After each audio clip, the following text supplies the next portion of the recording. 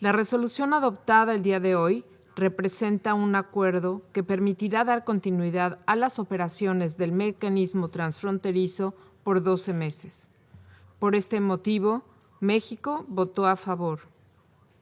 Sin embargo, es importante destacar que este resultado no es ideal, puesto que hubiéramos preferido un proyecto más ambicioso que atendiera la compleja situación humanitaria por la que atraviesa Siria. No obstante, entendemos que la renovación de Bab al-Hawa por 12 meses permitirá dar continuidad a las operaciones humanitarias, pues al menos dará certeza a la planeación de actividades y presupuesto, los cuales se programan por un año como mínimo. Sobre las referencias a actores humanitarios, México habría preferido también una formulación más general, sin hacer menciones específicas. Esta decisión de voto, señor presidente, se ha tomado con las necesidades humanitarias de la población siria en mente. Reiteramos que todas las discusiones sobre este tema deben ser y estar enfocadas en las necesidades humanitarias. Muchas gracias. Je remercie la représentante du Mexique de sa déclaration. Je vais maintenant faire une déclaration en ma qualité de représentant de la France. La France est soulagée que le mécanisme humanitaire transfrontalier en Syrie soit renouvelé pour 12 mois. Il n'y a aujourd'hui pas d'alternative à celui-ci pour apporter chaque jour une assistance vitale à des milliers de personnes. En effet, le régime syrien continue d'instrumentaliser l'aide humanitaire à des fins politiques. Nous saluons les efforts inlassables de la Norvège et de l'Irlande pour parvenir à un compromis. Mais soyons lucides, le mécanisme que nous venons de renouveler est et sera insuffisant pour répondre aux besoins humanitaires. Nous regrettons que les points de passage de Bab al-Salam et d'Al-Yaroubia ne soient pas rouverts, alors que depuis l'an dernier, les besoins humanitaires ont augmenté de plus de 20% au nord-ouest et de 38% au nord-est. Je veux le dire avec clarté, notre position et celle de nos partenaires européens restent inchangées. Nous ne financerons pas la reconstruction et nous ne lèverons pas les sanctions tant qu'un processus politique crédible n'est pas fermement engagé, conformément à la résolution 2254 adoptée à l'unanimité par ce Conseil. Nous ne financerons pas non plus des actions de développement qui contribueraient à renforcer le régime syrien en l'absence de progrès vers une solution politique.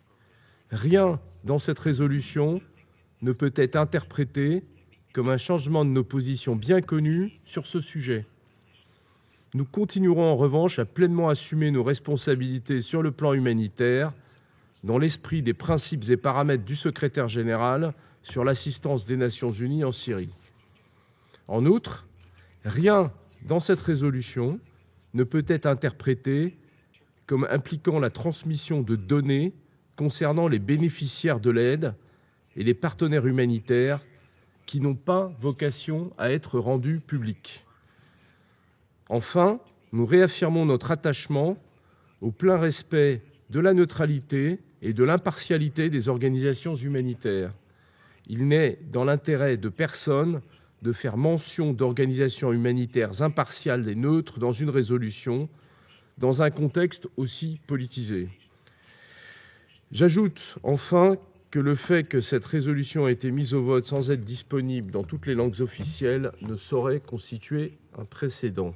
Je vous remercie. Je reprends à présent mes fonctions de président du Conseil et je donne la parole aux représentants de la République arabe syrienne. شكرا سيد الرئيس. سيد الرئيس، مجددا ينعقد مجلس الأمن للتصويت على مشروع قرار لتمديد ما يسمى بآلية إيصال المساعدات عبر الحدود، مما لا شك فيه بأن الوفدين الدائمين الروسي والصيني ووفود أخرى قد بذلوا جهودا خلال المفاوضات من أجل تسليط الضوء على جوانب هامة تخدم هدف تحسين الوضع الإنساني وإيصال المساعدات لمحتاجيها من داخل سوريا، وهو ما ينسجم مع مبادئ العمل في الأمم المتحدة للمساعدة الإنسانية في حالات الطوارئ، ودعم سوريا في مواجهة جائحة كوفيد-19 وانعكاساتها على شتى مناحي الحياة، ورفع التدابير القسرية الانفرادية، والتأكيد على أن الأنشطة الإنسانية أوسع نطاقا من مجرد تلبية الاحتياجات الإغاثية الطارئة للسكان المتضررين، وأنها ينبغي أن تشمل دعم الخدمات الأساسية من خلال مشاريع المياه والصرف الصحي والصحة والتعليم والمأوى والإنعاش المبكر التي يحتاجها السوريون، والتي من شأنها المساعدة في توفير البيئة المناسبة للعودة الكريمة والطوعية للاجئين والمشردين داخليا. في المقابل، ركزت الدول الغربية جهودها فقط على تمديد هذه الآلية التي تخدم أجنداتها، مؤكدة مجددا عدم اكتراثها بمعاناة الشعب السوري ككل، وسعيها لمواصلة الاستهداف السياسي الواضح لبلادي والإصرار على الانتهاك سيادتها ومحاصرة شعبها. إن مبالغة تلك الدول في توصيف هذه الآلية بأنها الشريان المنقذ للحياة في إطار الترويج لها هو توصيف مضلل هدفه التلاعب بمشاعر الرأي العام وابتزاز عواطفه، كما أن الجولات الدعائية الاستعراضية التي قام بها ممثلو بعض تلك الدول إلى المناطق المجاورة لمعبر باب الهوى تمثل تعبيراً فاضحاً عن إحادية وانتقائية وانحياز لتلك الدول وتجاهلها لمعاناة ملايين السوريين في مختلف المحافظات السورية جراء التدابير القسرية الانفرادية التي تفرضها، وصمتها المشبوه عن استخدام النظام التركي للمياه كسلاح حرب ضد المدنيين، ناهيك عن استمرار قوات الاحتلال الأمريكي والتركي في نهب الثروات السورية. سيد الرئيس، إن وفدي يود أن يجدد التأكيد على موقفه المبدئي الثابت الرافض لهذه الآلية المسيسة لما تمثله من انتهاك فج لسيادة واستقلال ووحدة وسلامة الأراضي السورية، وللعيوب الجسيمة التي شابت عملها، والتي من بينها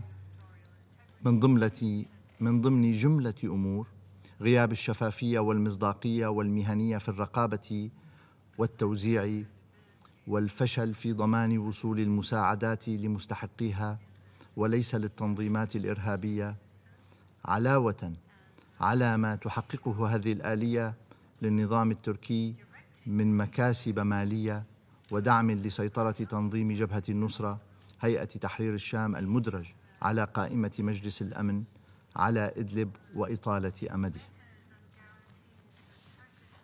ختاماً، وفدي يؤكد بأن الحكومة السورية مستمرة في بذل قصارى جهدها لتلبية الاحتياجات الإنسانية وتوفير الدعم لمحتاجيه للتخفيف من الانعكاسات السلبية التي خلفتها الحرب الإرهابية التي فرضت على سوريا، وستواصل تقديم الدعم والتسهيلات لوكالات الأمم المتحدة والشركاء الوطنيين والدوليين في العمل الإنساني لضمان وصول المساعدات لكافة محتاجيها في جميع أنحاء الجمهورية العربية السورية من الداخل. وتشدد بلادي على أن الارتقاء بالوضع الإنساني يقتضي الانخراط الإيجابي والبناء مع الحكومة السورية انطلاقاً من مركز العمل الإنساني في دمشق، وبعيداً عن محاولات الضغط والابتزاز وتكرار اللاءات والإملاءات. وفدي يأسف لعدم تشاور حاملي القلم الإنساني معه بخصوص مشروع القرار الذي تقدم به، مما يعني تغييب وجهة نظر البلد المعني عن هذه العملية ويمثل إخلالاً بالتزاماتهما كعضوين في مجلس الأمن وحاملي لهذا القلم. شكراً سيد الرئيس.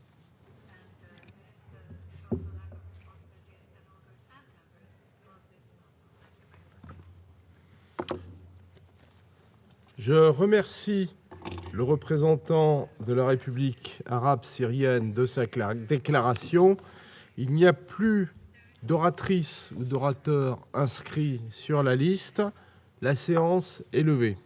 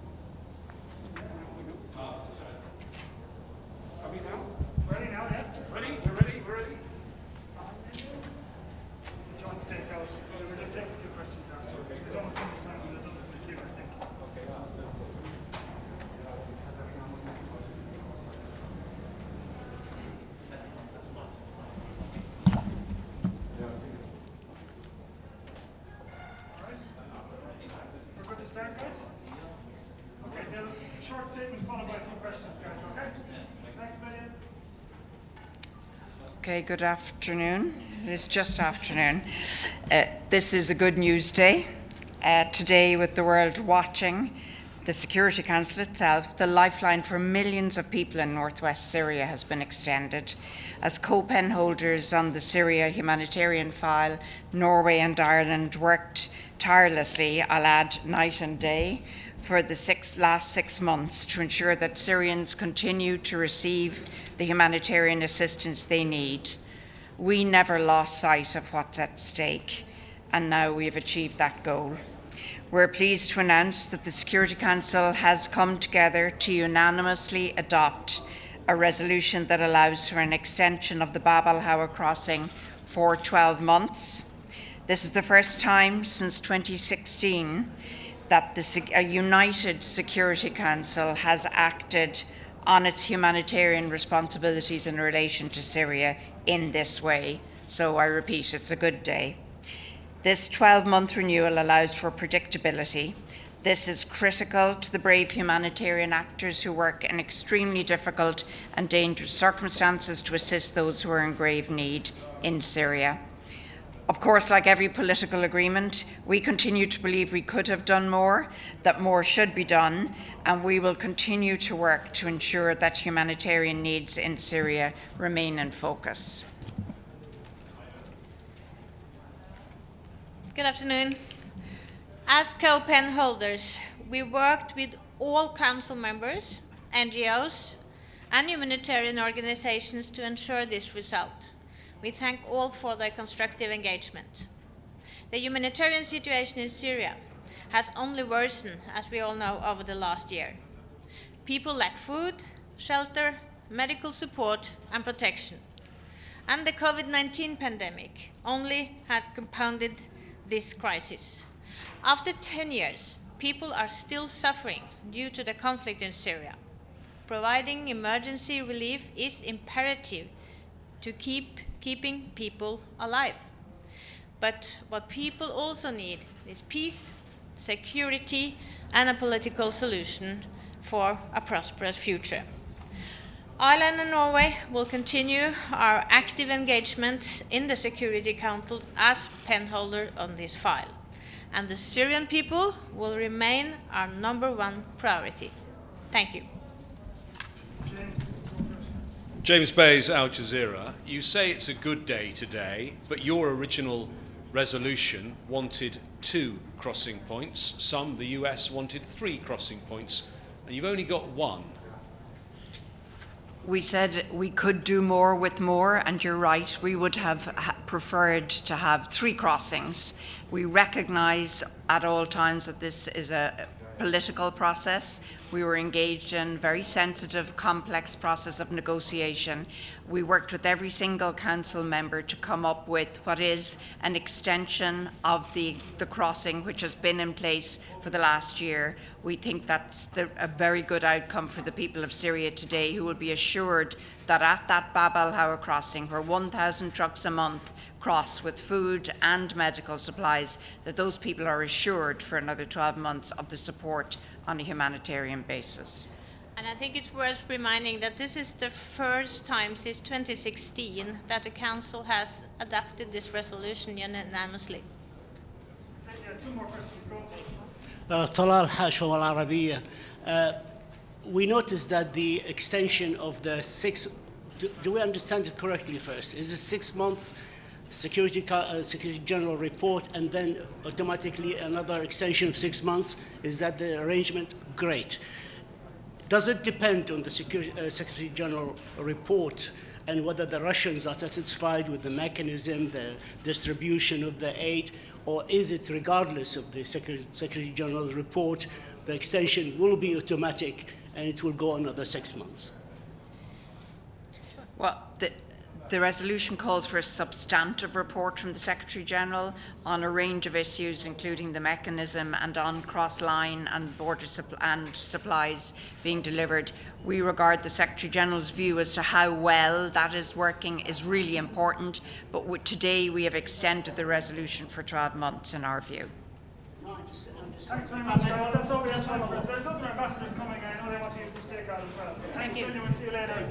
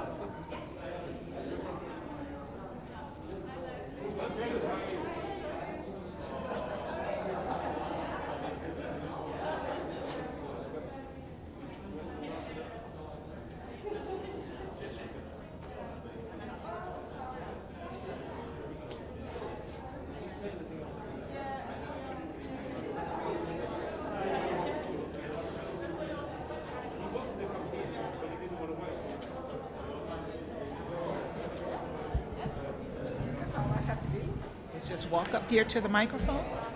Hi, everybody. Good afternoon.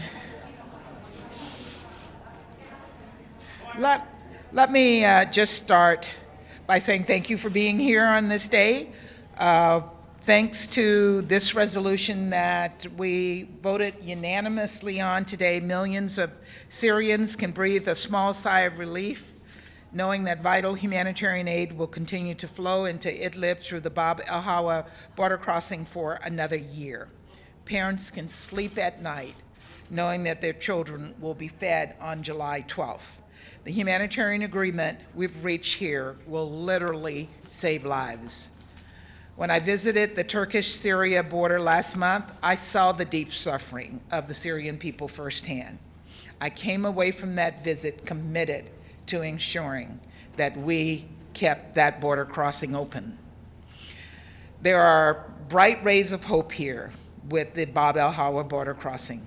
Through that crossing, every single month, 1,000 trucks cross the border with food, clean water, vaccines, and medicines. And now, thanks to today's critical humanitarian agreement, they will be able to keep that vital lifeline flowing. This humanitarian agreement was possible thanks to the strong leadership of the co-pen holders, Ireland and Norway. It is possible thanks to all of my colleagues who were able to align on this vitally important outcome. And it was possible above all because the United States and Russia were able to come together, work diplomatically, and forge an agreement that would meet the humanitarian needs of the Syrian people. Of course, we need to do more.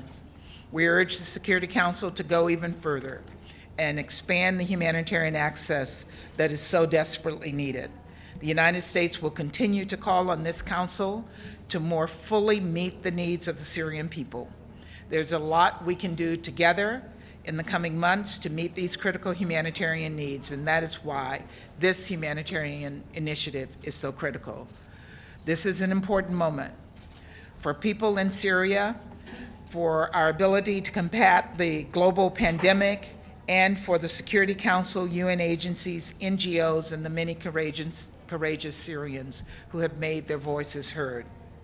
Together, we've shown we can deliver for the people in need, and I hope in so doing, we have paved the way for tackling other complex challenges in the days and weeks and months to come. I'll take a couple questions.